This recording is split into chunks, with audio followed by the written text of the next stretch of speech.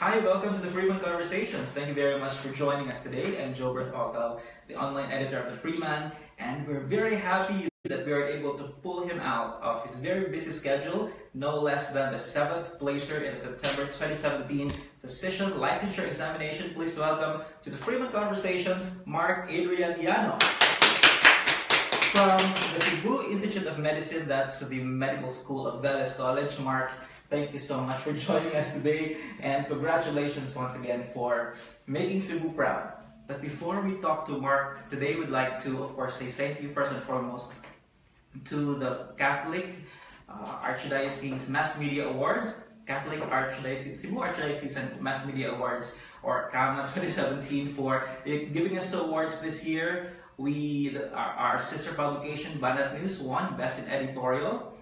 This is their trophy, and of course, our photojournalist in the Freeman and Banat News, Aldo Marinal, won Best in Photojournalism in this year's awards. Thank you very much for the recognition you have given to the Freeman and Banat News. Okay, so we would like to set this aside first, so we can talk to Mark. Mark, thank you once again for joining us today. CIM is not a stranger to placing in the medical board examination, and you placed 7th this year. Did you expect this? Did you not expect this? Have you slept well now after the exam? I wasn't really expecting to top the boards. The preparations were, I think, considered the same as the other board takers. But I think the edge being a graduate of CIM is because of the 4 years in medical training, the culture. We were really trained to be the best that we can be. And in line with that, CIM actually is considered this year as a top performing school in the Philippines. It has consistently actually produced top-notchers in the medical board. Tell us about the training you've mentioned. How are you trained in CIM? Do they allow you to sleep? They allow us to sleep optionally. In CIM, first, when you apply to the medical school, so you undergo a rigorous screening process. So they select maybe, I think, the best college students coming from different colleges. And once you get into the program, our system is problem-based learning, so it's not traditional way of teaching. So there are actually no professors lecturing. So we are given topics to read for the week, and then we read it. And then at the end of the week, there's a wrap up. The professor would just confirm that our own readings are actually right. Yeah. Okay. And then during the first day of the week, we have our exam for that topic. So you have to do your own readings, understand the lessons. Your professor simply have to confirm that you have actually read the readings. Did that work your advantage, heading to the board? Yeah, I consider that our advantage, because considering the 2 months preparation during the board exam, so you just can't squeeze in the knowledge that you learned. Okay, why just 2 months? It's actually because of the changes in the schedule during PGI ship. So they changed the PGI ship. So supposedly it would start April, but ours started July. Okay. So why was that? I think the Philippine government tried to pattern it with the United States schedule. Okay. Okay. Incidentally, since you're talking about CIM always getting the best, you're also classmates with the #1 in this year's medical board exam, Vincent Edward Gulias. Vincent, we of course looking forward to having here with us when he comes home to Cebu. Was actually graduated magna cum laude in Veles College, and they were classmates in Veles in medical technology. Yeah, that's right. I call Vincent Dan. Yes, I think everyone calls him Dan. I call him Dan. We were classmates in Veles. I was really expecting him to top the boards. Really? Okay. He was #1 also in the medical board exam in MedTech. Yeah. The MedTech board in 2012. Yes, that's right. And we were conversing, we were talking earlier before we went live. You were actually expecting him to also top the medical board. Why was that?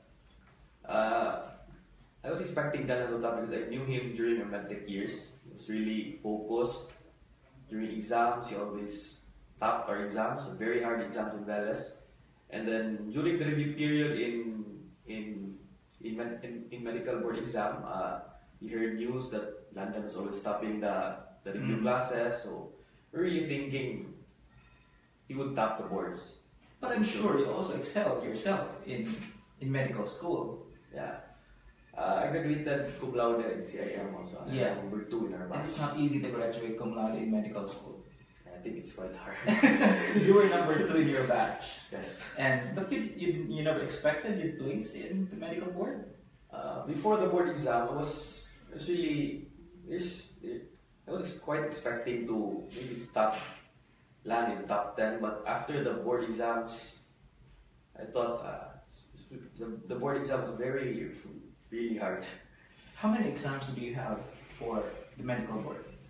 For the board exam, we have 12 subjects, so lumped up into 4 days, 2 weekends. So you consume about 6 hours per day for the 12 subjects. So one subject good for 2 hours of exam. How long did you study for each subject heading into the board? Yeah. And congratulations to CIM because they sent 122 graduates to this year's medical board, and all of them passed the exam, with you leading the pack in number 7. So how did you guys prepare?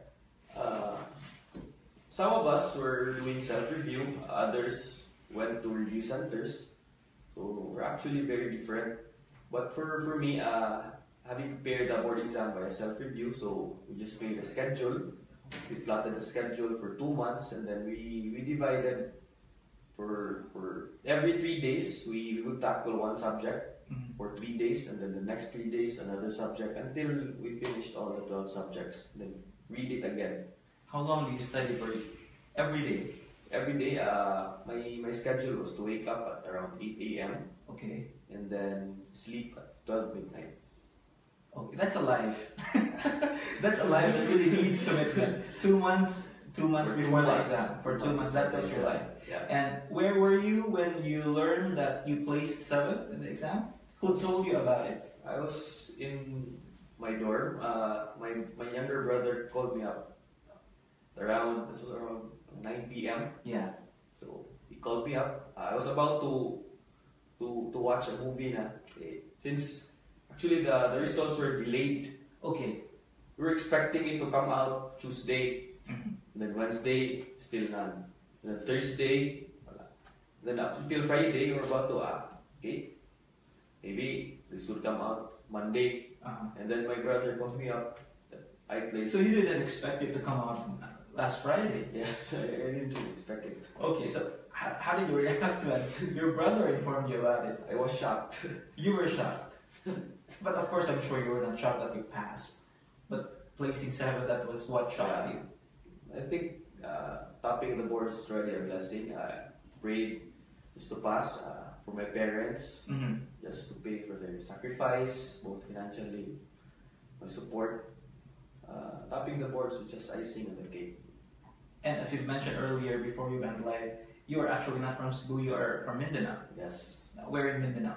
I'm from Sindangan, Zamboanga del Norte. Why did you choose to come to Cebu to study medicine? Because I started, my Freeman was medtech, and my father was also a medical technologist from Veles, so that tradition. A tradition. So I went to Veles, and then from Veles, we learned that CIM is one of the best schools in medicine. That's why I was encouraged to go to CIM for medical school. In the infographic, congratulatory infographic we shared of you last Friday, over the weekend, you mentioned a particular verse in the Bible. Yes. that you live by. Yes. What is this again? And can you please share with them? And what do you believe in it so much? It's in 1 Corinthians 10:31. So whether you eat or drink or whatever you do, do it for the glory of God. So during the review time, I was always thinking about it. When I study, before I study, I always pray, and then all the things I do, just for the glory of God. I was always thinking that I should do my best, so that the Lord may be pleased. How much pressure do your teachers at CIM put on the students?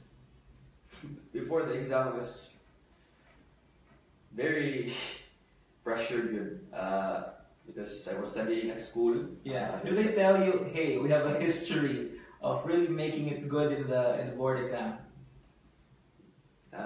Not really, but when you see each other in the hallway, so they would say, "Tap ha." subtle way of pressuring you. And how did you react to those subtle encouragements? I would just smile, thinking, I'll try. Okay. How did you not top?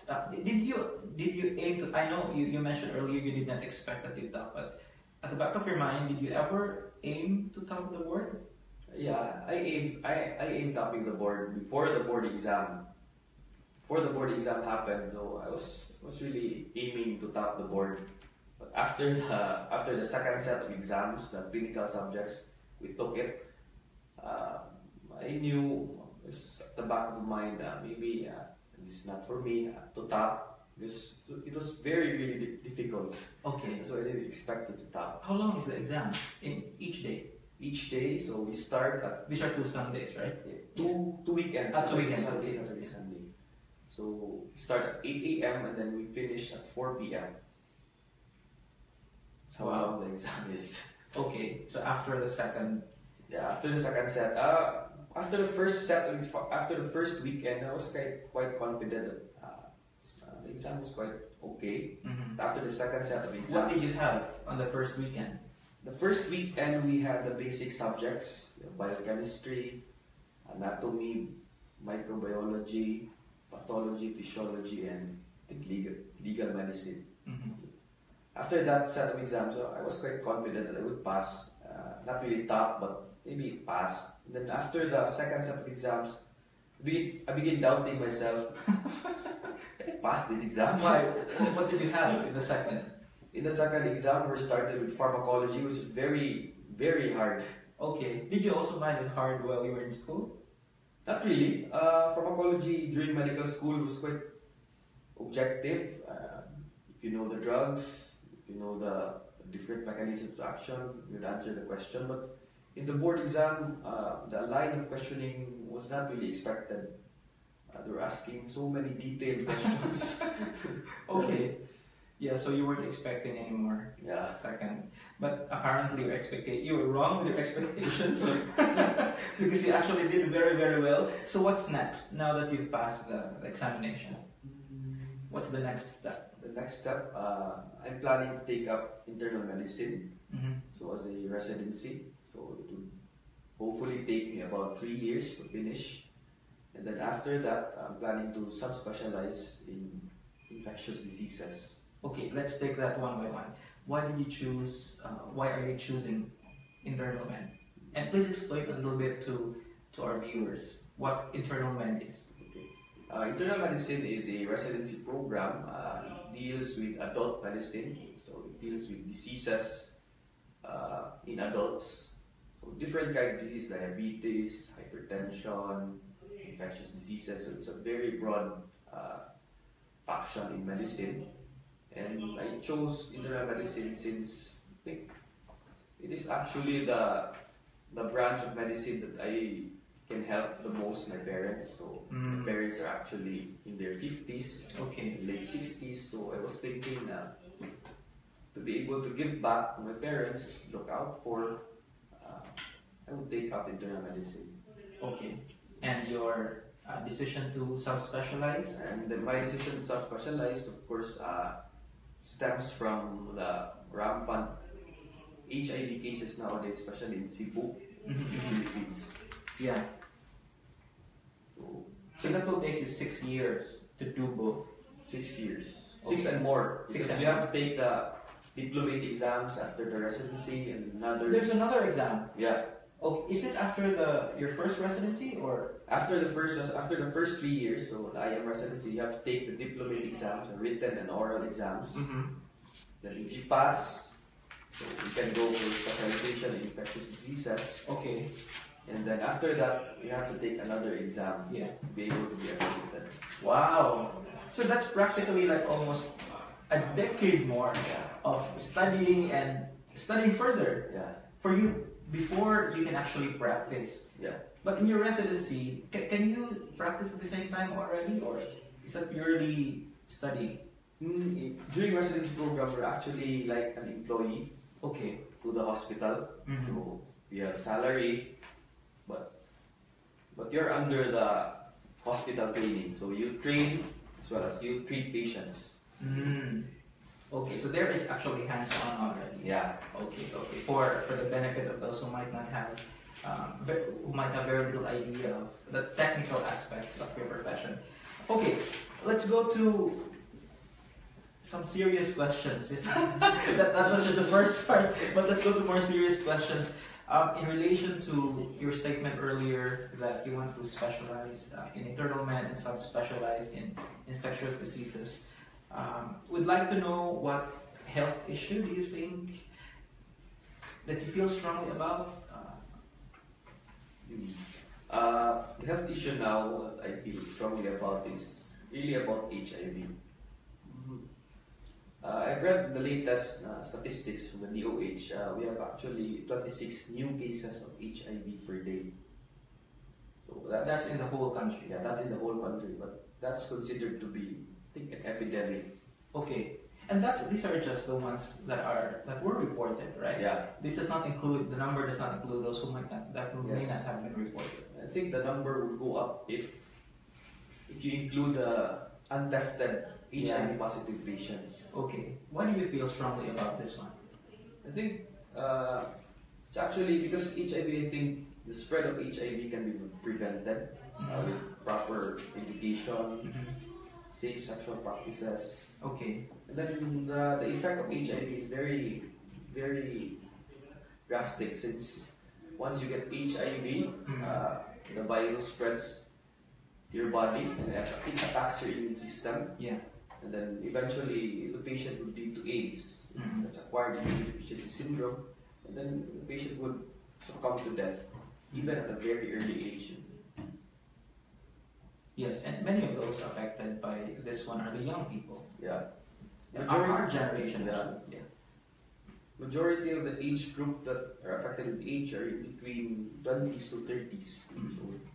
Because perhaps of active lifestyle, is that part of it? Yeah, major factor. In CIM, do you guys do advocacies? Yes, we sometimes do primary health care teachings during our family and community medicine rotations.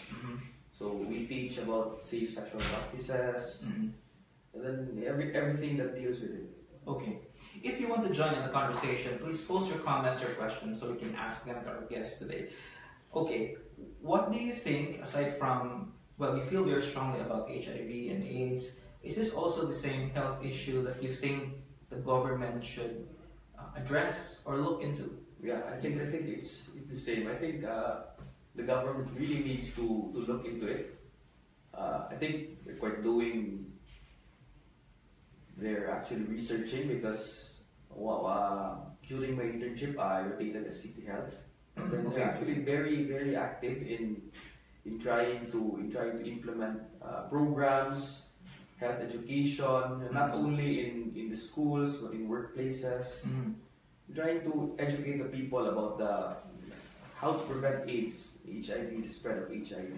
Do you think the efforts are enough, based on your observation? Based on the numbers of the rising HIV cases, I think it's not enough. It's not enough. What do you think needs to be done?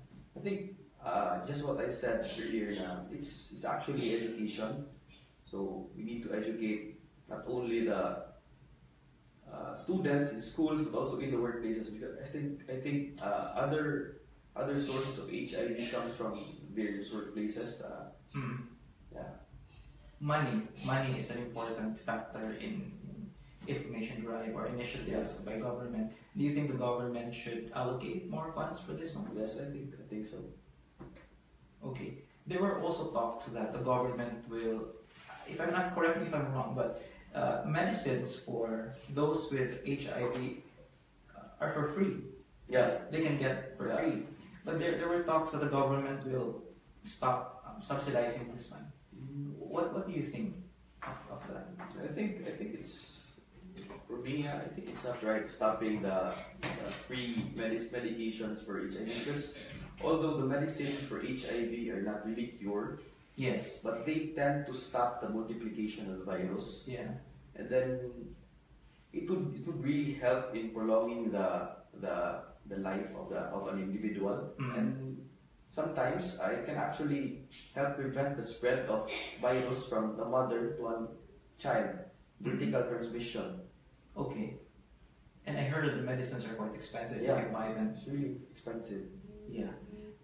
Aside from that, any other health issue that you think the government needs to address, and, well, us in the media need to write about more? I think the government also needs to look into it, the presence of multi-drug resistant bacteria. Please explain. What is that? So these multi-drug resistant bacteria, so these are common bacteria that used to be treated with simple antibiotics, but now have you heard about the emergence of superbugs? Okay. So these are bacteria that used to be treated with simple antibiotics, but now cannot be treated anymore with those antibiotics. For example, can you give us examples? For example, we have extended spectrum beta lactamases, Klebsiella. So before, we used to treat it with just simple antibiotics, but now you really need to treat it with higher class of antibiotics. And then the reason for this is because of the left and right antibiotic usage. Okay, what is this in simple terms? What do you call it in layman's term? Kanang murisita rin og antibiotic maski dili bacterial. No, I mean the disease. The Yeah, disease, what do you call it could be pneumonia, UTI. Okay. So several. Yeah, several. Okay. So now it's become more complicated. Yeah, it's quite very common during my PGI-ship and internship. We've seen a lot of cases of drug-resistant bacteria. So supposedly simple cases treated with simple antibiotics, but now we need to go with higher class of antibiotics. And then the cause for this is the left and right self-medication of antibiotics. Yes, many of us are guilty of self-medication. Right. So if the doctor says that you take the antibiotics for 7 days, 3 times a day, and then some of us would just take it 2 days because after the 2 days we feel better. Yeah. So we're just trying to take all the bacteria. Right. We're taking it from the number 7 in the medical board. If your doctor tells you have to take the medicine 5 days, you have to finish the 5 days. Yeah, it's very important. Since taking the antibiotics in a shorter way, not prescribed by your doctor, it would just lead to mutations that would eventually lead to resistance to that antibiotic. And that's more harmful. Yeah. So the next time you get the same kind of bacteria, the antibiotic that was previously used is now ineffective. So you need to go with the higher antibiotic, higher, until it comes to a point that no antibiotics would kill the same bacteria. Yeah. Okay. I think that should be something that we have to be well aware of. Okay. What challenges in your industry, the health industry or the medicine industry, that you think you can help address when you are already there? And you are already there, but once you are practicing, what challenges do you think you would want to help address? I think I would like to help, especially in our town, the level of primary health care. So what I mean about primary health care is that those people are considered as the first line in barangays, small towns. So they are the first line doctors or medical practitioners that see the patient. So once the patient comes in, so you assess the patient, and then you diagnose what disease, and then proper referral system Mm-hmm. Once you get this case, you refer it. But if not, you can manage it. Just manage it, because common nowadays is that people will not go to the primary healthcare physician, so they would directly go to specialist. Why is that? I think maybe for me, the proper education about primary healthcare. So people sometimes if people have cough, they go directly to a pulmonologist. Mm-hmm. You have UTI, go directly to a nephrologist. So because sometimes people tend to go with self-diagnosis or also internet. Yeah, Yeah. which can actually lead to paranoia. Okay, I'm guilty. I'm guilty of that. Because with access to technology and information, and we think that whatever we've searched, that is the cure of what we're feeling, but that cannot be the case. It should come from specialists. Yeah. Why is that a challenge today? I think it's a challenge, especially in far-flung areas. Limited access. Limited access to healthcare. Not so much of a problem in the city, because people are very exposed to different doctors. Just go in there. But in barangays, in towns, so they have very limited access to healthcare providers. Right, and this is the situation in your hometown. Yeah. So after your 6 years, you want to go back and serve your hometown. That's my goal. That's your goal. Yeah. That's a very noble goal, I have to say. Yeah. So, okay, what advice can you give to future doctors? Can I call you Dr. Mark now, or do you need to take the oath first before? You can call me doctor. I can call you now. Okay. At least I'm saying, okay, Dr. Mark, what's your advice to those who would want to follow in your footsteps? Take medicine, top the exam.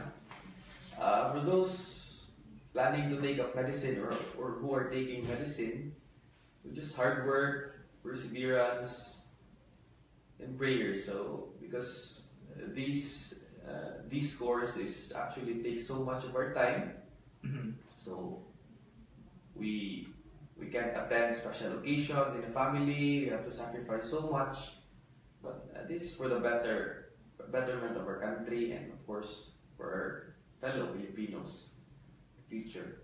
Do you mentioned earlier that you want to serve your hometown back in Mindanao. Do you have plans of going abroad or working abroad? No. Why not? I don't really feel like going abroad. I think the purpose for me finishing medicine, becoming a doctor is to serve my fellow countrymen. Okay. Going abroad was really not an option even before. Really? Yes. Okay, that's refreshing. That's actually very refreshing to hear. Why did you want to be a doctor in the first place? At first, was it really I want to be a doctor because I want to serve my countrymen? Not really. At first, as a child, my parents are both medical technologists, so I was exposed to the medical field during my younger years. And then during college, so I took up medtech. My parents are also both medtech. But was it your choice to take up medtech? Yeah, that's my choice. And then after finishing medtech, I think it was not practical to practice medical technology in the Philippines. Because I think my fellow medtechs are working here really poorly compensated. I see. Okay. Yeah. So that's also one of the reasons why I took up medicine, because I going abroad was not really an option for me as a medtech, so that's why I took up medicine. And then after that, because I was thinking doctors really have good compensation also. You have more options. Yeah, more options. Yeah. And aside from that, why? The second was just to really help my parents, since my mother before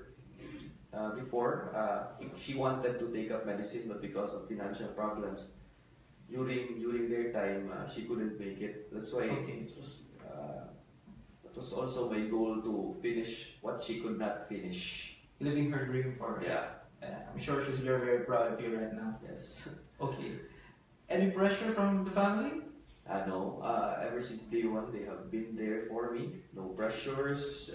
They were really not during the review period, they were just saying, just do my best. Okay. And if anything happens, so that exam will never change what we perceive of you. Education. I'm sure you place a high premium on education. You plan of teaching? Yes.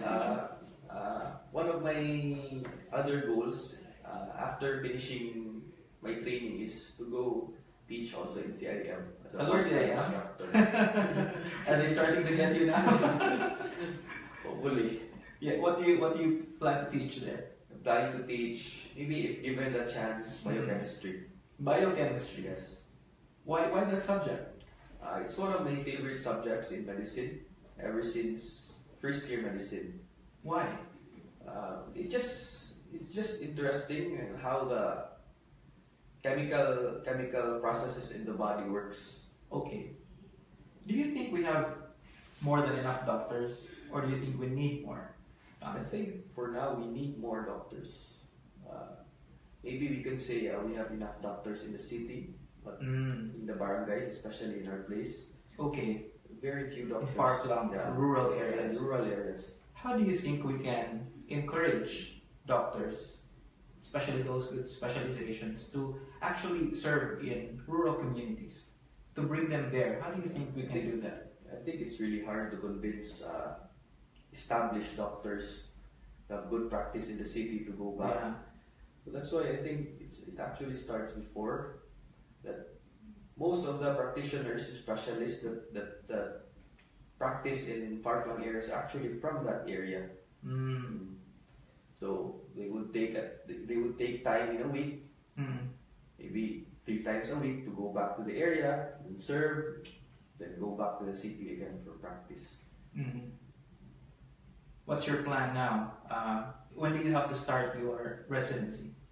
I think the residency training would start 2nd or 3rd week in October. That soon? Yeah. That soon. You practically have just a week more before you move on. You move on to the next level. So we'll give you this opportunity to thank the people who supported you. I would like to thank my parents for their unwavering support ever since day one, and then I would also like to thank my teachers, mentors, residents from Veles and Chonghua who have helped me become who I am. Then most of all, I would like to thank the Lord for guiding me, because without Him, I am nothing.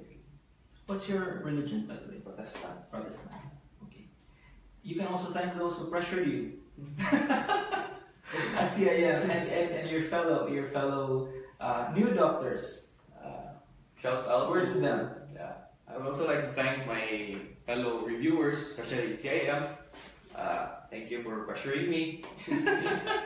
Were you the only one they were pressuring? Yeah, in Cebu. Okay. Not that much pressure. So, message to them and to the Cebuano community. My message to my classmates is that thank you, Dr. Nagita. Maybe help the community and of course Philippines. Right, there are 122 of you. Yes. Yeah. After this, we'll go our different ways. Some will go to Mindanao, others will go to Luzon. Then different lives and get different service. And then also, I would like to thank CIM, of course, for molding me. For the 4 years in medical school, you have been challenging us to be the best that we can be as CIM students. So, physician with a heart. Physician with a heart. Yeah, that's the motto of CIM. And it's a very good motto. So, again, Dr. Mark Adrian Yano, congratulations for passing the exam and for actually placing number 7 for making the Cebuano community, and of course CIM proud, and congratulations to CIM for producing yet again another top-notcher, and of course your 121 other new doctors. Congratulations to you, and hopefully next week when he comes home we will have of course another product of Veles, and that's Vincent Willias joining us for another edition of the Freeman Conversations. He actually topped this year's September 2017 medical board exam, and we are looking forward to having him again having him next week here in the Freeman Conversations. Mark, thank you so much for joining us today. And thank you for joining us. If you have more questions and comments for Mark, you can type them in the comment section in this video. And hopefully he can answer them. Yes. He'd be very willing to answer them. And thank you once again. I'm Jobert Ocal, the online editor of the Freeman. Until next time.